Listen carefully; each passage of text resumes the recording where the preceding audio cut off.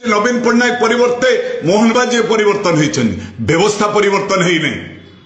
से दर यही माने यही मोर उपमुख्यमंत्री मोर भौणी प्रभाती परिणा महोदया गोटे गैस मुंडे की पीएमजी सगर जाऊला व्हाट इज दिस गैस दर 500 टका है केते बर्तन भौणी सुभद्रा भौणी यही कनकवर्धन सिंह पियाज आलू हार कर पकईले से कृषि मंत्री ए कृष्णचंद्र पत्र ढेकानाल आलू बेकार गड़े